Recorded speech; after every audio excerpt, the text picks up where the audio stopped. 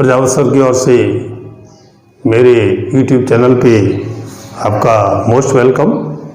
दोस्तों, जैसे कि राजस्थान अपन ने दर्शन पुटअप किया हुआ है, उसमें राजस्थान चित्रकला करके अपना टॉपिक चल रहा है। उसी टॉपिक में अपन ने चित्रकला की जितनी शैलियाँ थी वो 2 चित्रकला के भाग दे के मैंने आपको बता दी कि 4 स्कूलें थी और उसमें कितनी शैलियाँ थी, वो सारी स्पष्ट कर दी।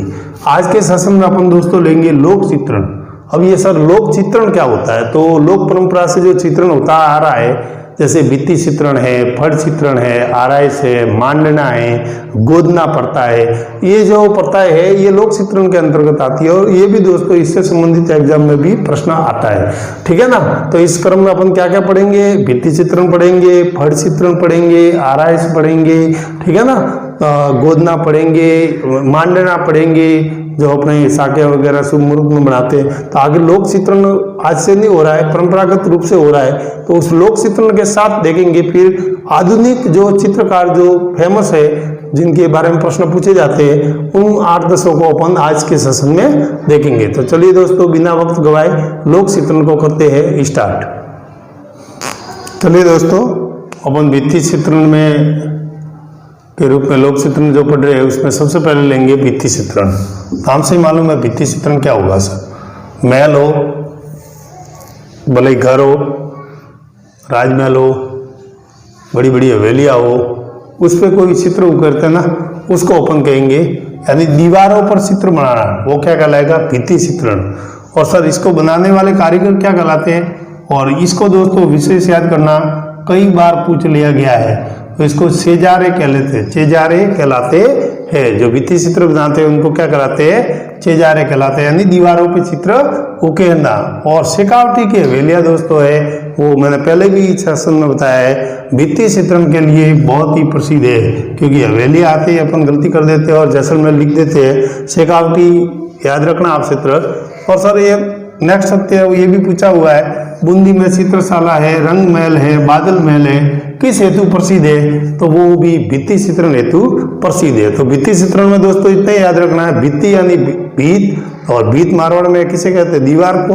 तो दीवारों पे चित्र को उकेरना। नेक्स्ट ये जो पद्धति है, ये तो दोस्तों इतनी बार, सैकड़ों बार पूछी गई है, जिसे आराइस या आला गिला कहते हैं। कुछ नहीं होता इसमें दोस्तों, चूने का जो प्लास्टर किया हुआ है, गीली दीवार, और उस गीली दीवारों पर चित्र उकेरना, यानी चूने का प्लास्टर करो और अभी प्लास्टर को सूखने नहीं देना, उसी गीली दीवारों पर क्या करना? चित्र उकरने की जो पद्धति होती है उसे आराइस या आला गिला कहते हैं। ये तो दोस्तों आरएस से लेके लोवेस्ट एग्जाम तक कई बार आरएस, मेरा भी इससे पाला पड़ा है, ये कई बार पद्धति पूछी जा चुकी है। तो इसको थोड़ा विशेष ध्यान देंगे, क्योंकि भित्ति चित्रण में तो हर कोई बता देता है कि दीवारों पे चित्र बनते हैं। आरएस में आप ध्यान का, चूने का प्लास्टर की हुई दीवार, गीली दीवारों पर क्या करना? चित्र उकेरना। सर ये पद्धति कहाँ की थी? मूलतः इटली की थी, इटली देश से आई थी, लेकिन किसके शासनकाल में आई थी ये ध्यान रखना।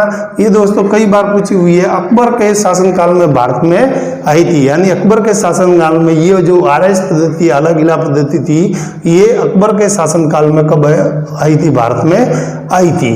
नेक्स्ट है दोस्तों मांडना, और सभी अपन मारवाड़ी ये सब इससे परिचित है। मांडना में कोई बड़ी बात नहीं है, शुभ अवसरों पर घर के आंगनों में, जो घर के आंगन होते हैं वहाँ पे अपन चित्र उकेरते हैं, विवाह वगैरह होते हैं, तो उसमें क्या है? साक्या वगैरह बनाते हैं, स्वास्तिक बनाते हैं, जिसे स्वास्तिक बोलते हैं, स्वास्तिक, या अपन मारवाड़ी में इसको साक्या भी बोलते हैं, ठीक है, हिंदी में भी बोल सकते हैं, कोई दिक्कत नहीं है। कोई चित्र बनाना वगैरह, और इसके अलावा भगवान का भी चित्र उकेरना, तो वो घर के आंगन में चित्रों को जो उकरते हैं वो क्या कहलाता है? दीपावली के अवसर पर भी लक्ष्मी जी के पैर वगैरह बनाते हैं, अपने यहाँ पर कई पद्धतियाँ चलती है। तो वो दोस्तों कहता है मांडना। क्या कहलाता है ये? मानना। इसी के लिए कोई विशिष्ट कलाकार लाने की जरूरत नहीं है, ये घर के ही सदस्य कर लेते हैं। नेक्स्ट है दोस्तों, इसमें एक विशेष तथ्य है जो कई बार पूछा गया है। बाड़मेर में क्या है कि विशेष मांडना जो मानते हैं तो वह मोर का चित्रण किया जाता है। कोई किस चीज का? मोर का चित्रण। तो बाड़मेर क्षेत्र प्रचलित है इसके लिए मांडना में। वैसे तो सब मारवाड़ में सब जगह होता है, लेकिन बाड़मेर में मोर का चित्रण होता है, इसे कई बार पूछा गया है, तो ये थोड़ा ध्यान रखना। बाड़मेर में फिर रंग भी स्पेशल होते हैं, भूरे और नीले रंगों का ही प्रयोग होता है, और मोर का चित्रण ये बाड़मेर में मांडना में ध्यान रखना। बाकी शुभ अवसरों पर घर के ये दीवार पर ये चूने के प्लास्टर की हुई गीली दीवार पर, और ये शुभ अवसरों पर कहाँ पर, घर के आंगन में। अपन क्या पढ़ रहे हैं, लोक चित्रण, उसके क्रम में ये तीसरा मांडना, और चौथा है दोस्तों गोदना। गोदना क्या होता है, शरीर पर अब चित्र उकेरना। स्थायी रूप से आपने देखा होगा ये आदिवासियों में ये प्रचलित होता है, और स्थायी रूप से क्या होते हैं, उनको प्रचलित में ऐसी प्रथा होती है कि कोई भी निशान बनाना, आजकल भी फैशन शो आ गया है, टैटू वगैरह बनाते हैं बच्चे, आज के यूथ जो युवा है वो टैटू बनाते हैं, वो आजीवन रहता है, हजारों रुपए लगते हैं, लेकिन वो गुदवाते हैं। तो मेले वगैरह अवसरों पे भी ये गोदने वाले आते हैं, तो शरीर के विभिन्न अंगों पर स्थायी रूप से उन चित्रों का अंकन, यानी जिंदगी भर मरेगा तब तक वो चित्र नहीं जाता, ठीक है ना। मशीन से उकेरते हैं और ऐसे ही उसमें इंक भरते हैं कि जिंदगी भर जब तक जिएगा तो ललाट पे है, हाथों पे है, जहाँ पे उसको चित्र उकेरना है वहाँ पे कर देते हैं। और अधिकतर ये प्रचलित कहाँ है सर, आदिवासियों में। सामान्य महिला भी गोदना करवाती थी पहले, आजकल फैशन शो में ये सब बंद हो गया। अब तो मैंने कहा ना वो टैटू वाला सिस्टम चल रहा है, अगर वो भी पद्धति देखो तो किसकी है, गोदना वाला सिस्टम ही है। नेक्स्ट दोस्तों अपने दो राय है फट चित्रण वगैरह, वो आगे देखते हैं अपन। चलिए दोस्तों नेक्स्ट अपन देखते हैं अपन भित्ति चित्रण में। जैसे पहले अपन ने क्या देखा, भित्ति चित्रण, उसके बाद में दूसरा देखा अपन ने आराइश पद्धति, फिर मांडना और गोदना। भित्ति चित्रण में क्या देखा दोस्तों, दीवारों पर चित्र उकेरना, आराइश में प्लास्टर की हुई गीली दीवारों पर चित्र उकेरना, आला गिलाबी जिसे बोलते हैं, मांडना घर के आंगन में चित्रों को उकेरना, गोदना शरीर पर स्थायी रूप से चित्रों को उकेरना। ये सब पद्धति चार अपन लोक चित्रण में देखी। दो और है, और ये तो दोस्तों दोनों आपको आती है, वैसे लोक देवता में अपन ने पढ़ रखी है, फिर भी अपन को पढ़ लेते हैं, लोक चित्रण में ही आती है। फड़, फड़ से आप अच्छी तरह से वापस, फड़ चित्रण होता है क्या सर, किसी देवी देवता की कपड़े पर चित्रित कथा, यानी कोई भी देवी देवता है और उसको पूरी कथा को कपड़े पे क्या चित्र बना के आपके सामने शो करेंगे कि ये कौन से देवता की जो है, और इसको फड़ को लोकप्रिय फड़ कौन सी, लंबी फड़ कौन सी है, ये भी मैंने लोक देवता में बढ़ाई थी। तो सबसे लोकप्रिय फड़ जो रहेगी वो दोस्तों पाबू जी की फड़ है।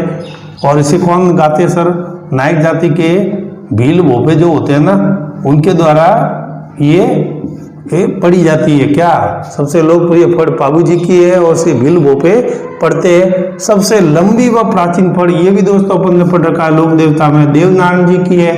1992 में भारत सरकार ने इस फड़ पे डाक टिकट भी जारी किया है, और इसका जो वाचन करते हैं या पढ़ते हैं वो गुर्जर जाति के भोपे जंतर वाद्य यंत्र के साथ इसको पढ़ते हैं। यानी दोस्तों ये दोनों तथ्य अपन पहले भी पढ़ चुके हैं और अपन को आते हैं, और फड़ के बारे में भी अपन अच्छी तरह से परिचित है।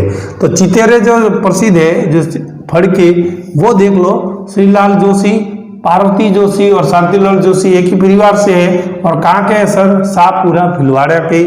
और ये कई बार जोशी परिवार आता है कि किससे संबंधित है, तो फड़ चित्रण से संबंधित है। इस तथ्य को दोस्तों थोड़ा ध्यान रखना, बाकी ये तो आपको आते ही है। किसी देवी देवता की कपड़े पर क्या है चित्रित कथा।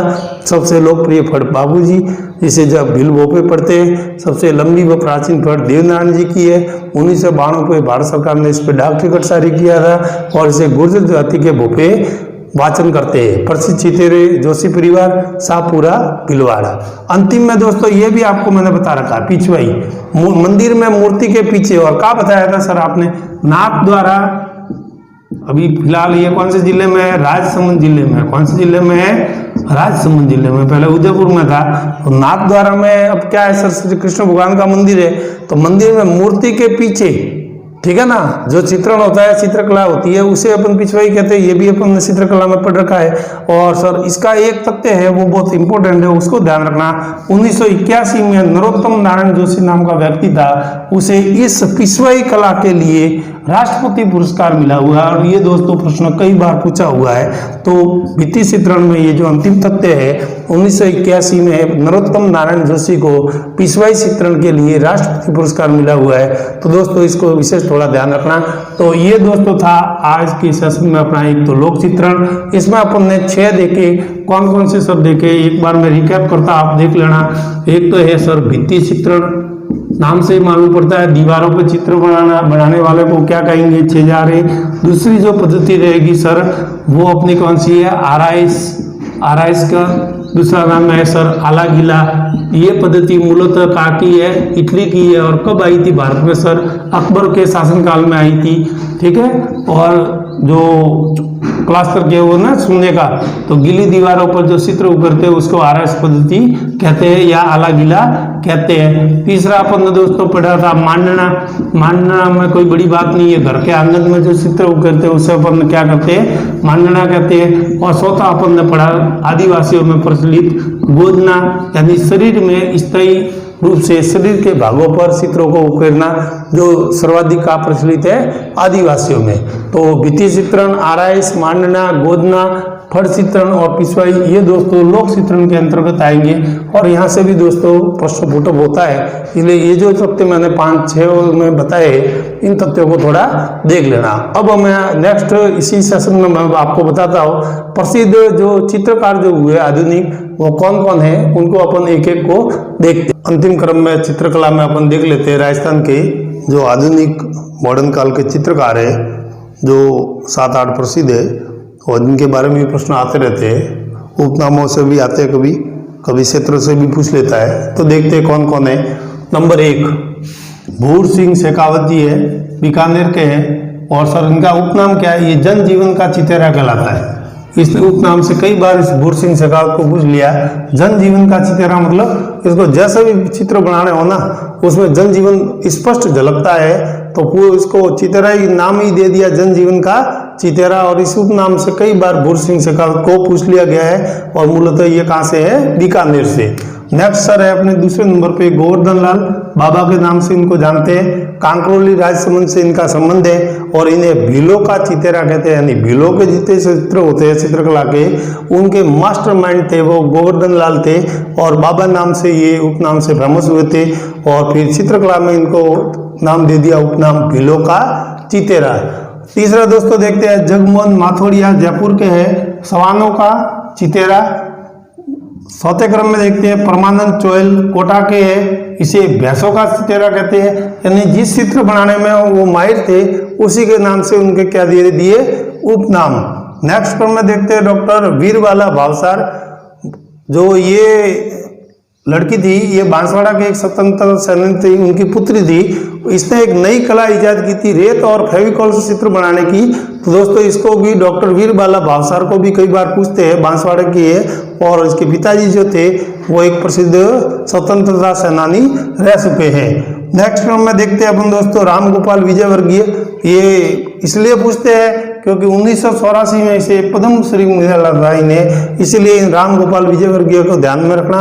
1984 में इन्हें पद्मश्री मिला था, इसलिए ये भी कई बार पूछा जाता है। नेक्स्ट क्रम में दोस्तों देखते हैं अपन कैलाश चंद्र शर्मा, जो जैन शैली के चित्रकार थे। जैन शैली के जितने भी चित्र बनते हैं इन्हें इसके मास्टरमाइंड थे वो थे कैलाश चंद्र शर्मा।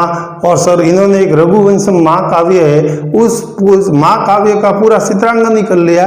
तो रघुवंशम जो जैन शैली का चित्र का एक ग्रंथ है, महाकाव्य है, उस पूरे महाकाव्य में जितनी लिखित बातें हैं उनके कैलाश चंद्र शर्मा ने क्या बना दिए? उसके चित्र बना दिए। तो ये भी जैन शैली के फेमस चित्र है, तो इनको याद रखना कैलाश चंद्र शर्मा। और अंतिम क्रम में अपन दोस्तों देखते हैं मास्टर कुंदन लाल मिस्त्री। और इन्होंने सर ऐसा क्या किया? इन्होंने महाराणा प्रताप का आदम कद पोर्ट्रेट, यानी महाराणा प्रताप की लंबी चौड़ा जो आदम कद मैंने बताया ना, जितना शरीर हो ठीक उसी प्रकार के चित्र बनाना। तो राजस्थान में ये फेमस हुए मास्टर कुंदन लाल मिस्त्री। ये महाराणा प्रताप की वजह से प्रसिद्ध हुए। महाराणा प्रताप का इन्होंने क्या बनाया था? आदमकद चित्रकार। तो दोस्तों अपन राजस्थान दर्शन में, राजस्थान कला संस्कृति में जो राजस्थान चित्रकला चल रही थी, तो चित्रकला में अपन ने जितने भी चीजें जो अपने पढ़ने लायक है वो मैंने सारी चीजें आपको बता दी। नेक्स्ट क्रम में कला और चित्र, राजस्थान दर्शन में अपन कला और चित्र संस्कृति में त्योहार और मेले लेंगे। तो अगले सेशन के लिए दोस्तों तैयार रहे, इंतजार करें। अगला सेशन मेरा रहेगा त्योहार व मेले, जो राजस्थान में कहाँ कहाँ भरते हैं और कौन कौन फेमस है, सारी बातें स्पष्ट हो जाएगी। तो जुड़े रहिए दोस्तों चैनल से, और अधिक से अधिक सब्सक्राइब करें, मेरे चैनल को लाइक करें और अपने दोस्तों को शेयर करें, और अधिक से अधिक इसको मेरे को मोटिवेट करें, ताकि मैं और भी बढ़िया चीज़ आपको दे सकूं। और गारंटी से मेरे से जुड़े रहिए दोस्तों। पटवार भर्ती होगी, ग्राम सेवक और रीट भर्ती, तब तक आपका पूरा सिलेबस और सारी विषय एक ही प्लेटफॉर्म पे आपको उपलब्ध हो जाएगी। यानी कि अलग अलग विषय के लिए अलग अलग यूट्यूब पे चैनल खोलने की जरूरत नहीं है। यहाँ आप मेरा चैनल खोल लो, वहाँ पे हिंदी इंग्लिश वगैरह आपको जितनी भी विषय बनती है, 2 विषय मैंने रोक रखे हैं, जो गणित और उसको कहते हो क्या रीजनिंग, इसलिए क्योंकि दोस्तों उसको जब एग्जाम टाइम में पढ़ते हैं तभी वो फ्रेश माइंड से याद रहती है। तो अभी एग्जाम दूर है, तो जब एग्जाम की डेट एकदम क्लियर हो जाएगी तो उस समय मैं उसको शुरू कर दूंगा, तो महीने भर में रीजनिंग और मैथ्स हो जाएगी। ज़्यादा लंबी चौड़ा टॉपिक है नहीं, तो उसको अपन बाद में लेंगे। पहले अपन एक बार राजस्थान क्लियर कर लेते हैं। राजस्थान दोस्तों क्या है कि यही अपनी गलती हो जाती है, तो फिर इंडिया जीके वगैरह तो मैंने पहले ही बता दिया, ज़्यादा प्रश्न आने वाले हैं नहीं। इतना थोड़ा लंबा चौड़ा इंडिया पढ़ेंगे और 2-4 प्रश्न आएंगे, और यहाँ से तो खूब सारे प्रश्न आएंगे और हर कंपटीशन में ये काम आता है। इसलिए पहले अपना राजस्थान जो है उसे क्लियर कर लो। तो जुड़े रहिए दोस्तों मेरे साथ, और मैं आपको गारंटी देता हूँ कि जो राजस्थान दर्शन करके मेरा अभियान चल रहा है, इस अभियान में आप मेरे साथ शरीक हो जाइए। आपको मैं राजस्थान का पूरा दर्शन करा दूंगा, यानी कहाँ से प्रश्न पुटअप होते हैं वो सारी चीज़ें स्पष्ट हो जाएगी। इसी अपेक्षा के साथ दोस्तों बेस्ट ऑफ लक।